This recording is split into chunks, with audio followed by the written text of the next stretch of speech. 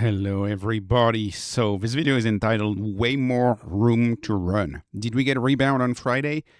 Slightly, not even close to what I think is going to happen in 2026. So let's talk about what happened on Friday.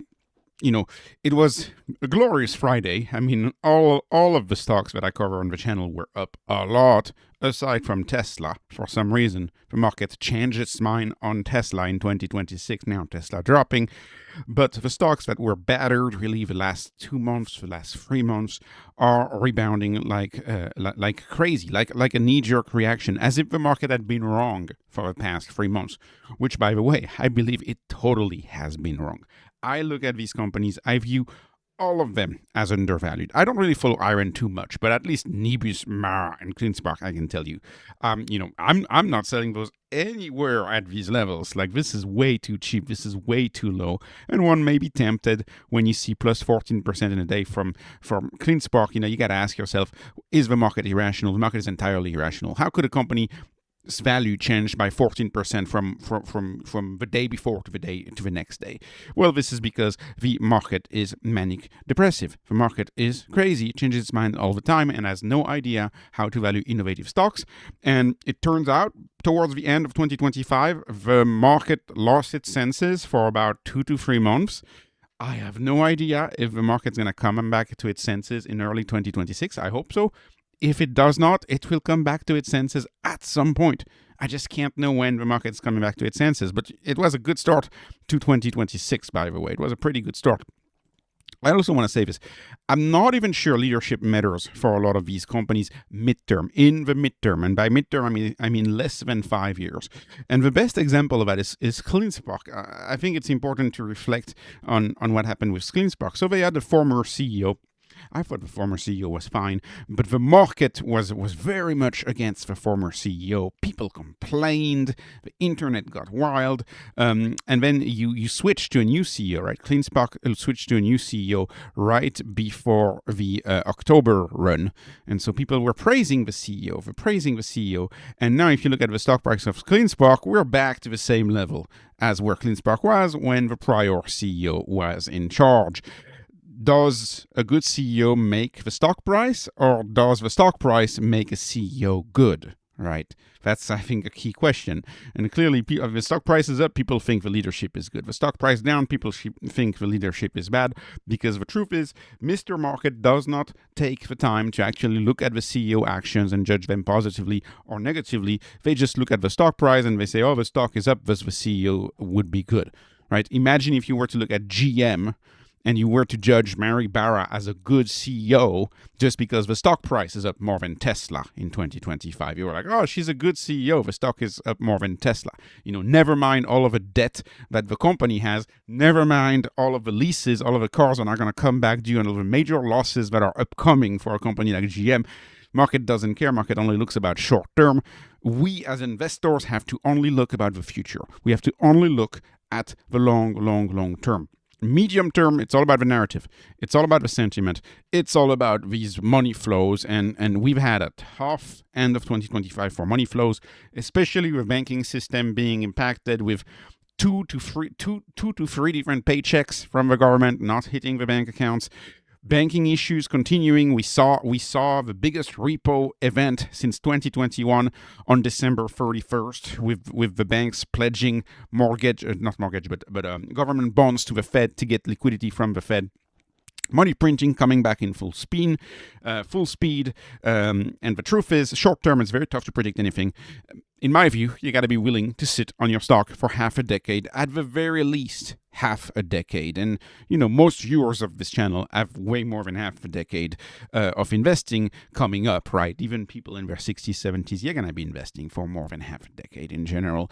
Let's talk about other examples. Another example of the market making no sense in the short term, a stock which, in my view, has way more room to run. This stock is still down 30% from its peak. When this stock was trading at 130, I still thought the stock was cheap. And the stock, of course, my valuation on this one is something like a 0.05 on the EV over GP over RG. It's one of the cheapest stocks in my spreadsheet, Nebius, just because it has that insane growth. This company is going to double.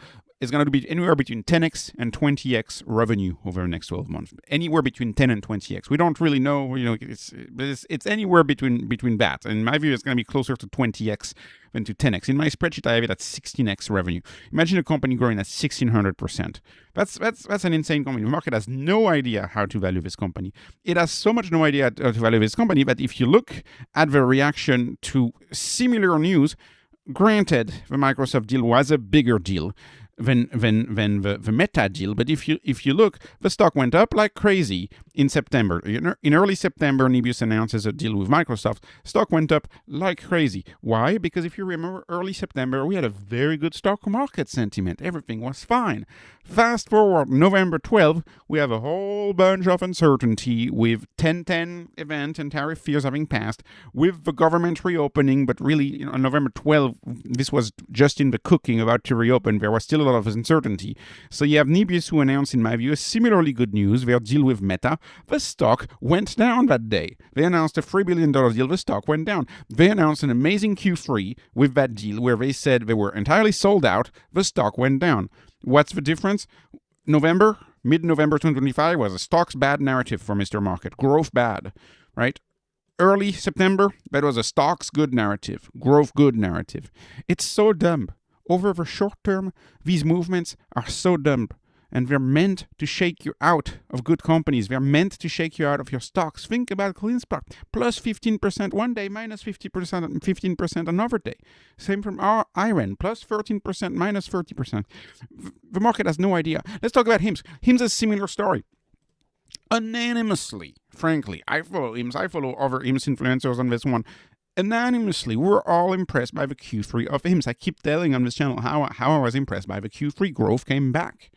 The stock crashed after Q3. And why did it crash? Well, it crashed probably because HIMS announced their good quarter. It announced it during a growth bad market sentiment. So I have a few points of this video. Of course, as I've said before, you got to be willing to sit on your stocks for a very long time, perhaps half a decade, likely more, unless you are a trader. And trading is a skill that I do not focus on this channel. I know a lot of channels focus on trading, a lot of Patreon accounts focus on trading. This is not what I do on this channel. I try to buy cheap. I try to figure out which stock is cheap. For example, right now, I would add to IMS. I would add to strategy. I would not add to Tesla right now, right? For example, so relatively you can see which stock is cheap. So I guess it's a little bit of market timing. Like I'm not adding to Tesla right now. It's run way too much. But HIMS I'm adding. I mean, I would add to HIMS right now. So I haven't had it in a while, HIMS, because Microsoft basis is low. But the point is, I would be interested in definitely strategy, right? Market goes through phases. The key is to sit on a stock for a decade, maybe more, and maybe try to look at the moving averages. Try to add when the stock is way down compared to the historical average. That's a good way to do it. But talking about trading, I think trading on market reactions to news or earnings may be a fool's errand. And I know a lot of people like to play with options before earnings or after earnings. It may be a fool's errand because when a stock has a great Q3, you would assume the stock goes up like crazy. But of course, in the case of HIMS, that didn't work. Of course, in the case of Nebius, that didn't work. Of course, it worked for very few stocks in September. Why did it work November? Why did it work for very few stocks in November? Because it was a market's bad sentiment. And predictions market, I want to talk about predictions market. I think predictions market are going to change a lot of things. And we might see less volatility around earnings thanks to predictions market. Because if you look at predictions market, this is one of the theses of Tom Lee, which I agree, which you could reconstruct an entire company performance. You could restructure the return around a stock around key questions about a stock. So, for example, some traders may be tempted to buy HIMS before the Q3 or Q4 or whatever. Some others maybe say, okay, I'm going to go on Kalshi, or I'm going to go on Poly Market, or now Robinhood Predictions Market, Coinbase launching its own. Anyways, and I'm going to place a bet. I'm going to place a bet. My bet is going to be yes if HIMS breaks 3 million subscribers by whatever year. And so if you follow HIMS, it might might be much easier to predict how many subscribers they'll have than to predict how the market goes. And so, same for Tesla. People say people could bet on Tesla production numbers. People could bet on the deployment on megapacks on Tesla and just do yes, no bets, yes, no bet. Entirely different style of investing. A synthetic type of investing. Of course, you're not investing in the economics of a company. You're synthetically investing in a bet, and so that could cause some liquidity problems if a big player wants to do it. That there could be other issues where those odds could be manipulated. There's a whole array of issues. This is a very nascent industry, but nonetheless, I think this could bring short-term stability to the market. Prediction markets may make the market more rational, and there's a lot of money to be made. I saw that Kalshi's something like the youngest billionaire or youngest female billionaire or something like that was the Kalshi founder. It took less than a year or something like that to achieve that result. So that's a big trend, of course, predictions market. Very exciting to see what's going to happen, and are they going to make Mr. Market more rational? I'm excited to see what's going to happen with that. The point of this video is continued. What's the point of the video today? Stocks have way more room to run from current levels. And my picks on this channel. There's different ways to look at it, but I think the past 3 months in the stock market have been entirely irrational. AI is real. Money printing just started again. Mr. Dove. It's going to be the name of a new Fed chair. Mr. Dove is coming in May. Mr. Dove is coming in May. Money printing starting again. AI is real. To me, this is all I need to know. And again, if you don't do options, if you don't do leverage, you're good. You don't have to worry about it if you don't do any of that. Money printing is going full swings. Money printing is going full swing. And we know the S&P 500 or NASDAQ, especially the NASDAQ these days, preserve value compared to the dollar. In fact, I would argue that if you were to map the NASDAQ performance to the performance of a devaluation of a US dollar, you do an inverse chart, you would get roughly the same chart. You can do the same with real estate. You get roughly the same chart.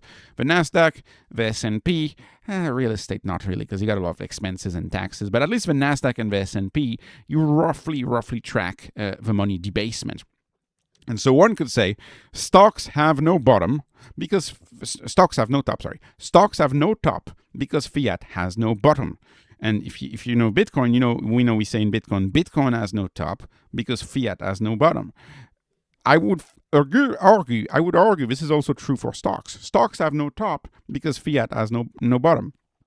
So this is kind of a little bit of a tangent here, but over the long run, volatility is to the upside, I guess is the point I'm trying to make. Over the long run, volatility is to the upside. And over the long run, when you have a stock that, in a day can go up 15%, go down 15%, over the long run, if you analyze that volatility and you go out 10 years, you will see often. And if you take a basket of stocks, because of course many of these companies fail, but if you take a basket of stocks, reasonable basket of stocks with reasonably highly volatile stocks, what you'll find is that they outperform, and what you'll find is that the volatility over the long run closely matches the return, because over the long run, the volatility is to the upside, and the volatility is to the upside partially because fiat has no bottom, because there is more dollars printed into the economy every single year, and so companies can raise prices, etc., etc., etc. Of course, people will say, well, Bitcoin is much better because you can't print new Bitcoin,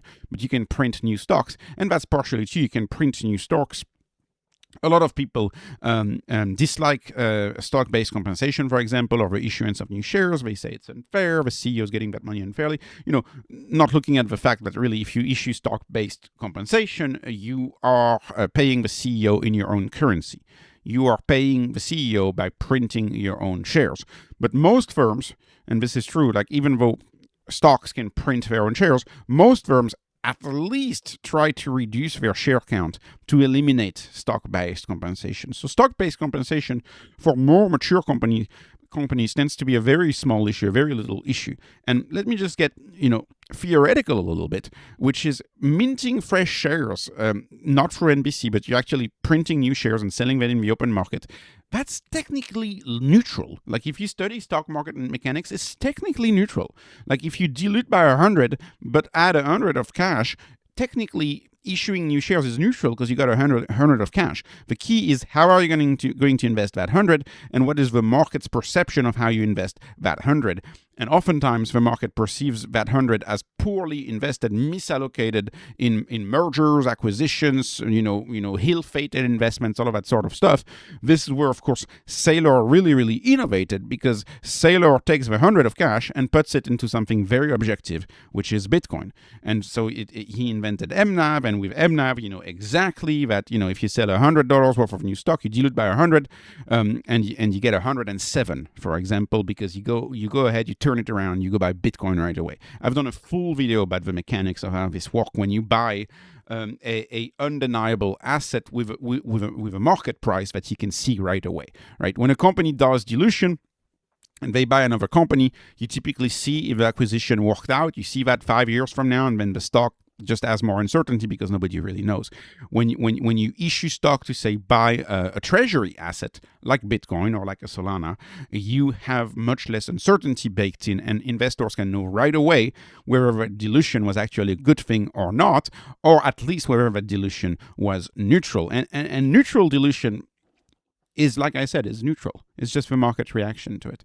Anyways, kind of like a hodgepodge of a video, like a little bit of everything in this video. Let's talk about other stocks in the channel that have major room to run. As one of the Bitcoin OGs tweeted, he had a big tweet. He said, he can't believe how Bitcoin is only 5 figures, and Bitcoin's not going to be 5 figures for long. I entirely agree with that. I don't think Bitcoin is going to remain 5 figures for long. The reaction to the geopolitics of Venezuela, the reaction of Bitcoin have been nothing but encouraging. And let me tell you one thing, strategy, this is nothing. Up 3%, are you kidding me? No, this is nothing to celebrate. We have such room to grow. We have so much more room to grow.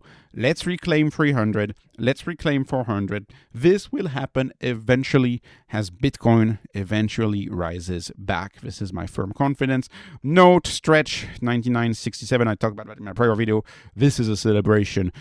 We'll see. Maybe on Monday we get close to 100. And of course, like I said, the market is entirely irrational. For some reason, the market has decided that Tesla was no good anymore. For some reason. I have no idea why. I can't predict short term.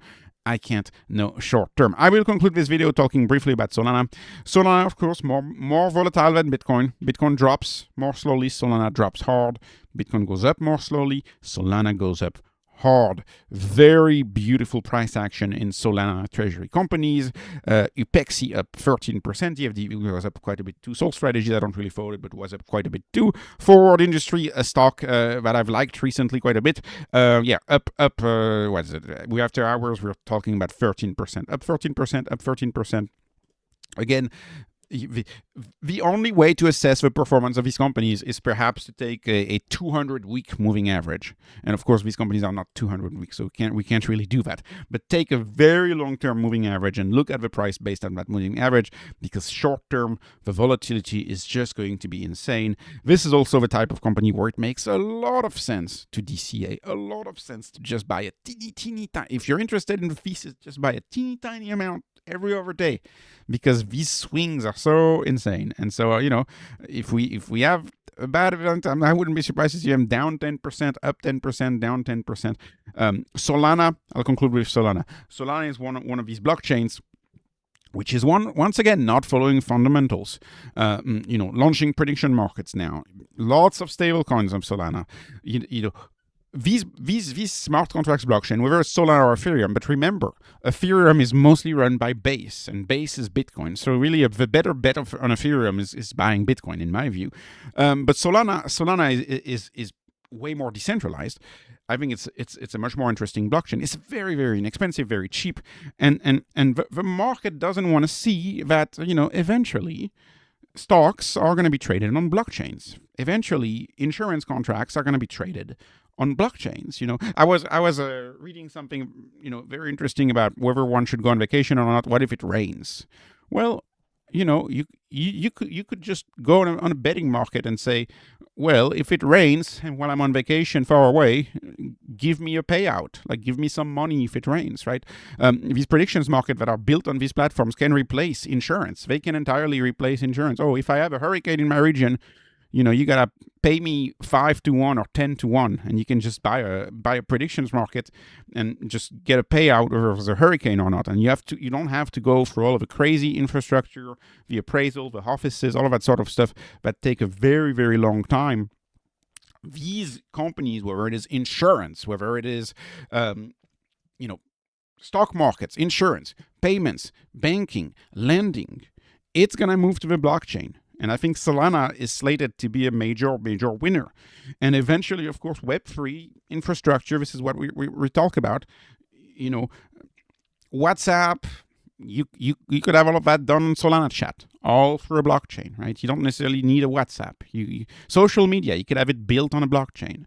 Streaming, you could have it built on a blockchain. YouTube, you could have it built on the blockchain. Of course, this is 10 years down the road, maybe not at the speed at which we move, but a lot of the companies that we know today, with Web2 and employees and servers and centralization, eventually they could be decentralized. And it just happens that they go after banking and they go after insurance because these are not really data intensive industries. They're not data heavy industries. They don't need a lot of centralized servers. They're more trust heavy industries, which is where blockchain shines. But make no mistake, the future of smart contracts is also infrastructure. And so you could have a telco company. You could have a telco company entirely built on a Web3 blockchain, right? The imagination is the limit, right? And so meme coins, that was last cycle's application. It seems like predictions market are picking up right now on these blockchains. That's going to be a big deal. Stable coins, that's going to be a big deal. But Solana could replace Visa and MasterCard. Solana could replace the New York Stock Exchange and the NASDAQ. Solana could replace, thousands of insurance companies. Solana could replace thousands of banks. Right? I mean, it's just insane. It's just insane, and it's so undervalued. And like I said, what if I'm right? Just put an expected value and say, 1% chance this happens. You put an expected value. These are the Web3. These are the quote unquote the corporations without people of the internet. These corporations are going to be competing against algorithms. Algorithms are going to be competing against corporations. Corporations will compete against apps built on blockchains. Apps that may belong to nobody, but a group of people who just got together and say, we're going to make it cheaper and we're going to create an app, right? Just like a lot of currencies are competing with Bitcoin right now, a lot of companies are going to be competing with apps built on Solana, Ethereum, and perhaps some other blockchain that hasn't been invented here. This is way too cheap. If you have a 10-year horizon, I find these companies to be a steal. But of course, it requires qualitative analysis, it requires faith, it requires vision, which is all we discuss on this channel. So anyways, this was not investment advice. This is not financial advice. This is only entertainment. I hope you were entertained. Please like, please subscribe, follow me on Patreon, follow me on X. Thank you for watching and have a wonderful, wonderful day.